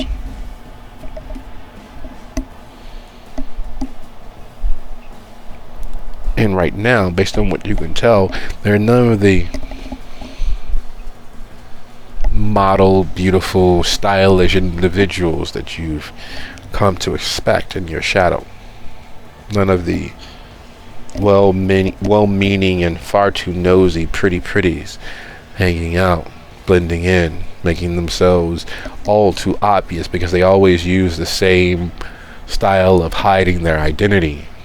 A leather cap, a leather coat, a ball cap, some stylish jeans or slacks, or worse yet, the ones that think that they're dressing up and will put on a blazer with no shirt underneath and some well-tailored slacks and shoes that no right-thinking person would ever wear for long. But you don't see any of those. You see an average all-American New York street busy with life that persists even in the hours of the dark.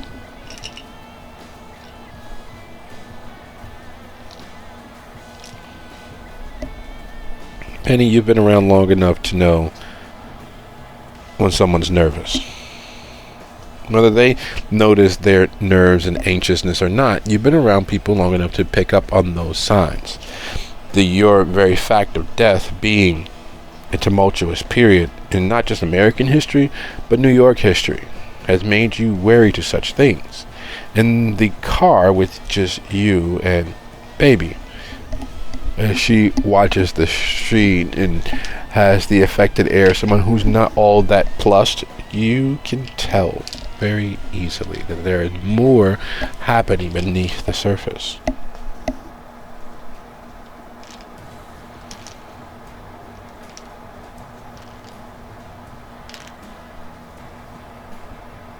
So, what seems to be the matter?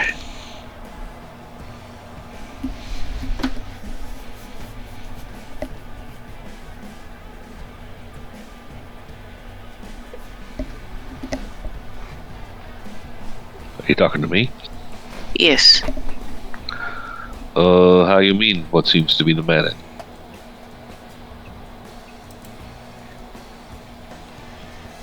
A bit jittery. I don't know that I'm jittery, just, irritated. Irritated how? In an irritated sort of way.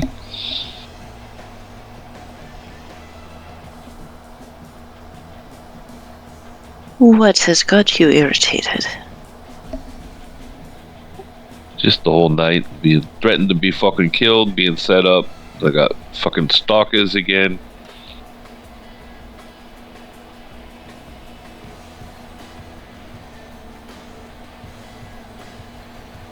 Yes, that would do it.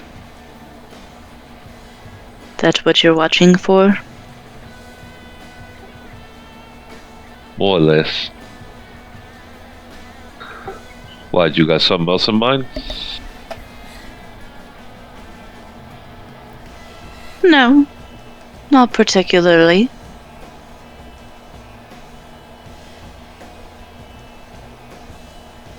Just if we're being followed, we're being followed. If not, we're not.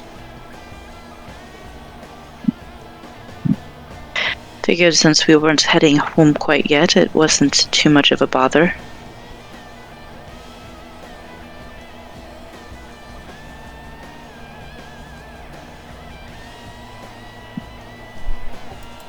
I don't know. Sometimes it's comforting, sometimes it's annoying. You know, sometimes it's both at the same time.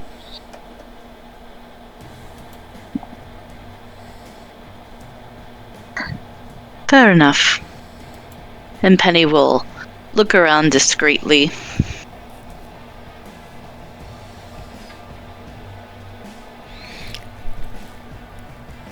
There's a certain balance of life that is expected at any hour in New York. There are quiet moments, or quieter moments, to be expected in most places where kindred associate. This is not one of those moments. The amount of liveliness on this street, not posers trying to be seen or incidentally photographed, not someone out to capture, a perfect New York sunset, sunrise, or the moon over the rivers or the bridges or anything like that. It's none of the usual put upon affectations of lower Manhattan that you've grown accustomed to. There's just an ebb and a flow. This very much seems almost suburban to your view of New York. There are still children, and by children it's everyone and anyone under 30 who are still out and about. There are still family gatherings, which for you is any group of 4 people that look even vaguely familiarly similar. It is very much antithetical to the idea of the non-stop that is New York. While there's still motion and activity, but there's a lightness to it. There's a core of steel wrapped with velvet that you see on the streets abounding around you. And speaking of the streets abounding around you, there should not be this much community in a place that is nominally about the superficial. This is the sort of place where men and some women who have lost their hair through their genetics go to find a sense of themselves. This is a place where those who truly invest in the idea of one's hair being their crown go to regain their sense of royalty in themselves. And yet, the moment that you walk through those doors, that bell tinkling as loudly as the sound of a gong in the distance, and everyone looks up from their conversations or from their sandwiches or from their stews or from their crocs and glances towards you, taking a moment with you framed in the door closing behind you, instead of the usual greeting that you would expect from a store of any sort. You get confused consideration. Are you Latin enough? Are you Caribbean enough? Are you black enough to be here in Spanish Harlem at this hour of this evening in this place? And based on skin tone, based on the fact that you're standing there predominantly not showing any signs of offense or defense, there's a thawing of, and then one of the young ladies smiles. Come in, come in, come in. How can we help? What are you here to see?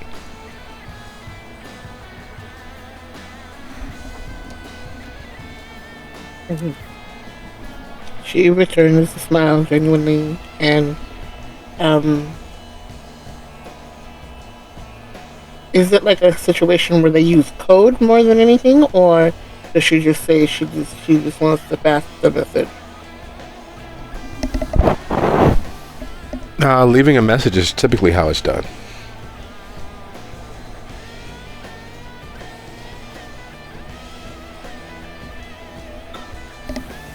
And does he go by that name here, or does he go by a different name here? Well, his his name is Sun, but also, being as you are in the know, as it were, asking for Miss Terzi or Nurismat would also work. His wife.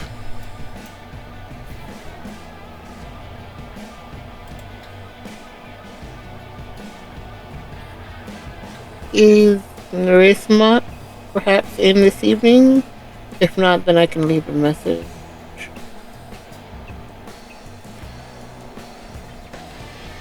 Miss Ismat? Nah. They look at each other. There's a serious consideration and question passing between them, and that silent look and side eye toward one and then the next. Who should we say is calling? Yeah. Yo, B, what she trying to say is, what's your business, man? Says a young lady who's all of 4'9" tall.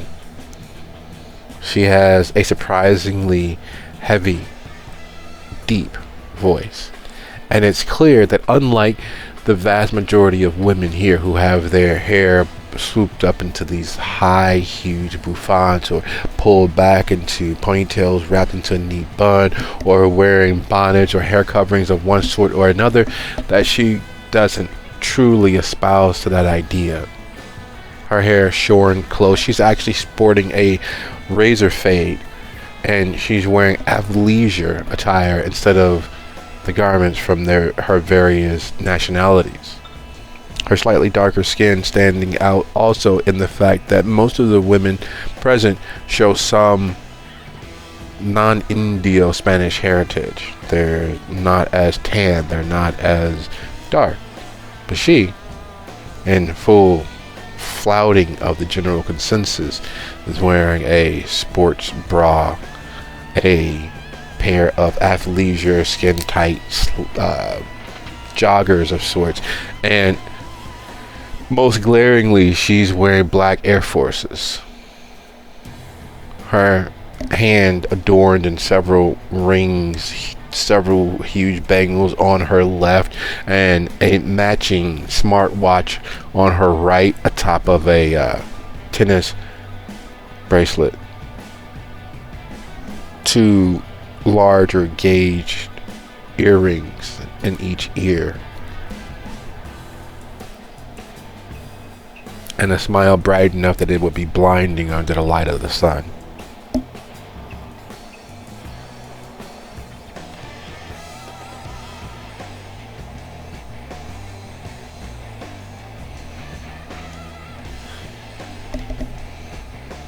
Lyric understands Black Air Force energy because typically she's the one at work that has Black Air Force energy.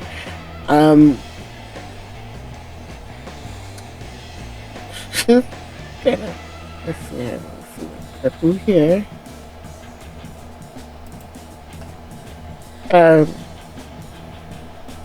Can I just hold her hands up? I'm not here. No problem. I just want to pass a message to set something straight. I'm a friend of Earth and my friend Finn. So, would please pass message. then everything okay.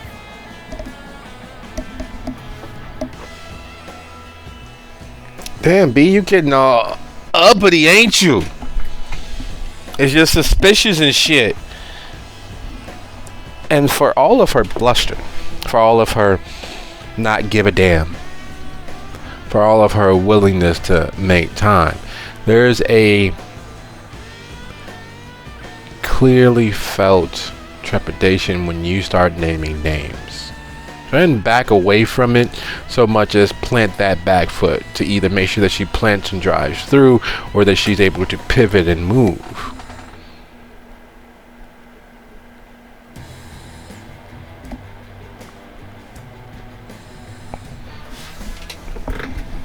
Yeah, alright. Yo, shorty, come on, walk with me. She spins on that same planted back foot and heads into the back room of the building. The scent of various chemicals used to cleanse the scalp and the hair and all of that began filling the nostrils, sticking to the skin, and otherwise making it a little uncomfortable. You see all of the large dry cleaning machines of the location's previous existence. They're the racks that don't make their way out front, that have clearly just been cut, and the walls have been built up in their place for what this place used to be, which was a dry cleaners. One of the funny things about such places, there's no way that the landlord legally had this place transformed from a dry cleaner into anything else. Once a dry cleaner is in place, it is literally there forever. The costs are extraordinarily prohibitive to have anything else in its place. The building, the land, all of it is a lost cause when such things happen. It's the reason why dry cleaners sell to other dry cleaners when they go out of business. It's the reason why once a dry cleaner is in a location, nothing else will ever be in that place. Yet here you are. And as you move through the building further and further, the bright, well-lit communal activity of the front portion of the business seeming farther and farther away. You may as well be on Mars in comparison. The hall is less well lit, the tiled floor and carpeted space giving way to hardened and hard-packed concrete.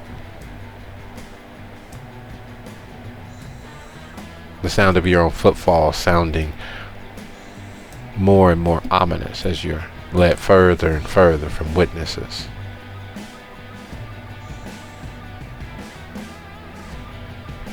And as you're led further in, taking a quick glimpse out front, there is a vitality to the neighborhood that we've already touched on, but what stands out most importantly in this moment is that there's this sense of community, there's this sense of congregation. And for those of you with a streetwise of at least two, there's the understanding that part of the cover, part of the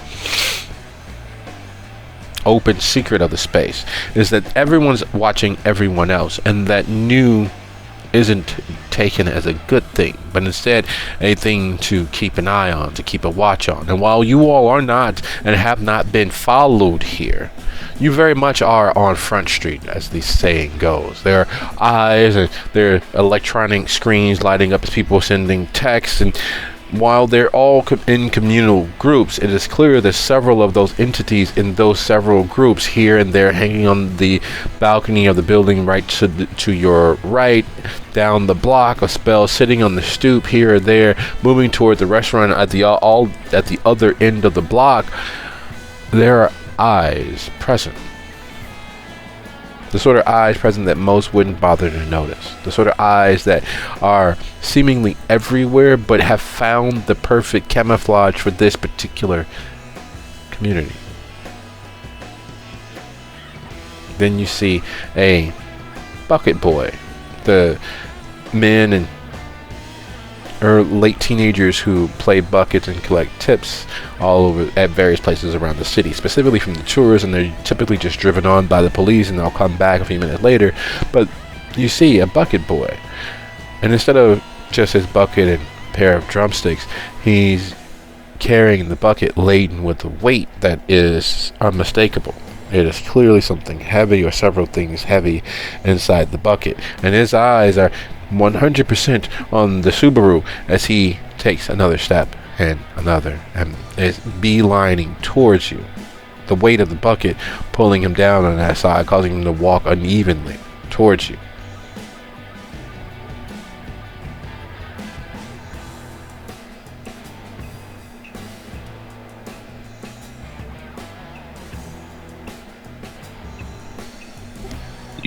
You see that? I do. Nothing to be quite concerned about yet.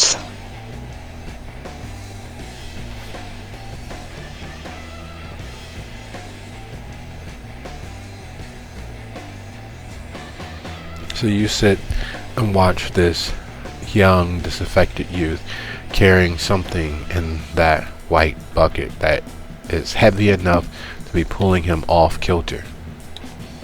And you all just wait. Indeed.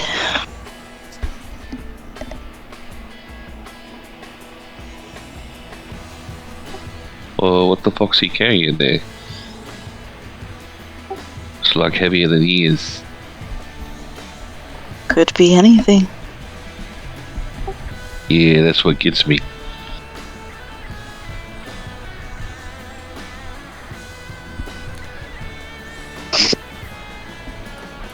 As he gets closer, he begins moving the bucket up. Instead of holding it just by the handle, he moves it up so that it's braced against his chest.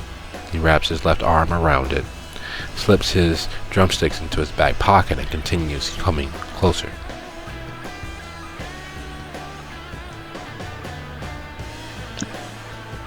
I continue to watch him. Discreetly.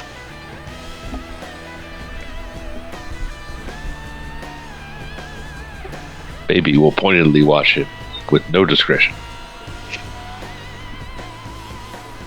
When he gets right up... Now, here's the question. Are your windows up or down? Well, they are probably up. When he gets right up to the car, his left holding the bucket so that the lip and the top of the bucket is almost perpendicular with his chin. He takes his right hand and reaches into the bucket and uses his elbow to knock on the window. Hey yo! Hey yo! Hey! Crack the window a little bit. You got any money?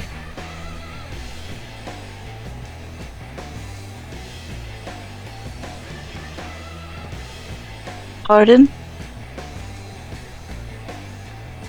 Whose part? Nah. You got any money, son?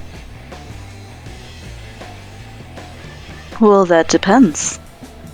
Depends on what? That's a yes or no question. Why you gotta be all aggy about it? You got any money?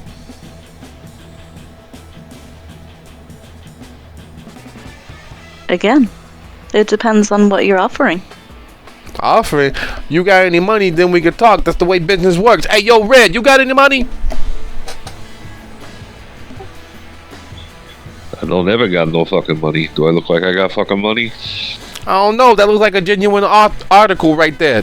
That thing, that jacket you're wearing, that's real leather, ain't it? As far as I know. I mean, I didn't fucking meet the cow.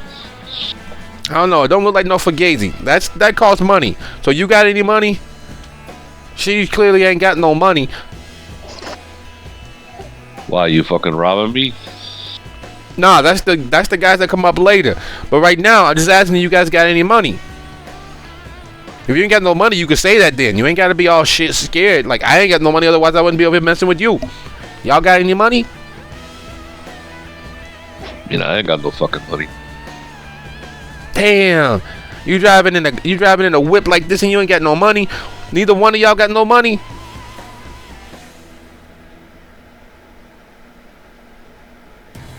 Who carries cash these days? People with money carry cash. You ain't got no money. Okay, well then fuck you then. You ain't got no water either. I hope you die thirsty. And he turns around and begins making his way on. Delightful child.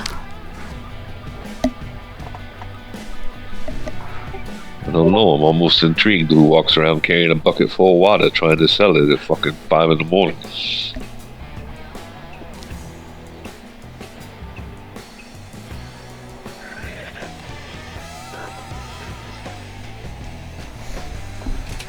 There's an ebb and a flow to everything. There's a balance that is developed over just what's easiest to do. And the money, cash, the Lucchini, is the way that things are determined. What is the exact ebb and flow? And the reason why there aren't any cops, any undercover plainclothes or uniformed officers visibly apparent. It's a one-way street. You see who comes in, you see who goes out. You can inspect each vehicle. But in this day and age, everyone's accustomed to being surveilled. So most people are warier than they should be, or at least they pretend to be. Save when random, seemingly innocent or absently of threat individuals close. Getting a good look at faces, styles of dress, any weapons visible in the car, anything that denotes or can be used as intelligence by others. Behaviors, mannerisms, details. And speaking of details, you get further into the building, it's literally a hair from being pitch black as you all finally reach the end of the hall, finally reach the end of the passageway into and through the building. And she opens a door. You gotta go down there.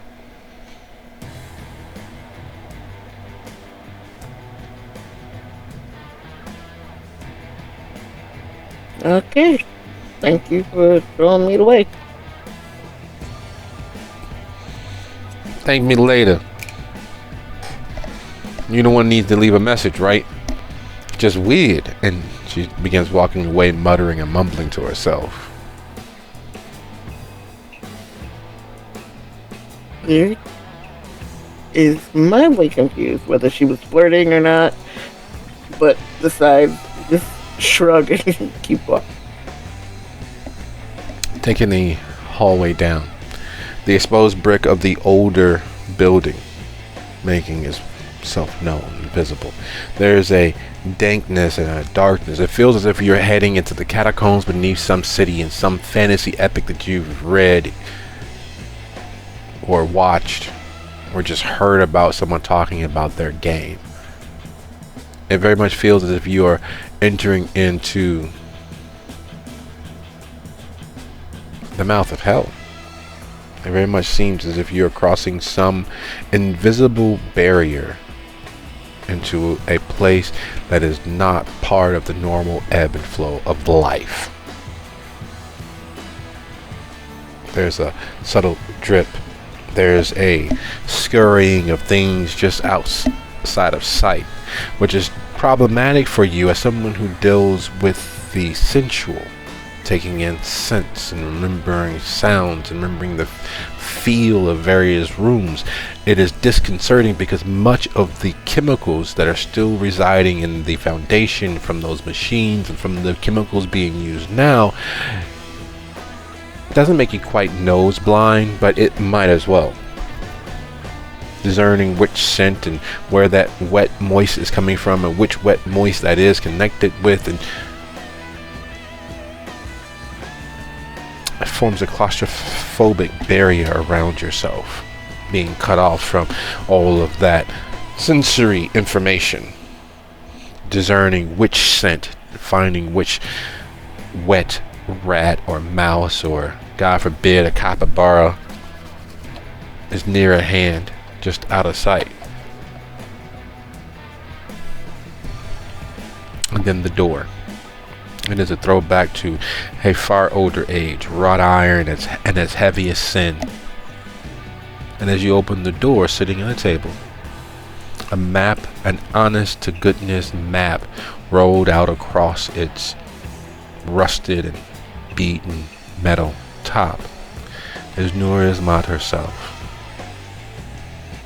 And to her right, your left, is Sun Yang, the wisest of all frogs, along with several other faces, as they're analyzing the neighborhood. Nur looks up towards you, and you swear to God that's an actual smile, as if you're the biggest, most pointed attack, joke, jest, unreal thing possible to be viewed right then and there. Well, well, well. Hello, Lyric.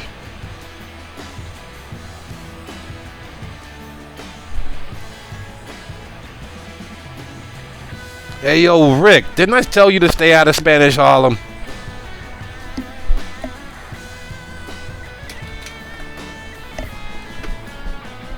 And with that, it is 54 after the hour. And with a whimper and several entries in the offing, I'd like to thank you all for playing through Season 2 of All of Us Sinners. And I look forward to playing with you all in Season 3. XP and other considerations will be tossed out over the next couple of days as we get settled and get prepared for what comes next. Good night, everybody. Night all. Night.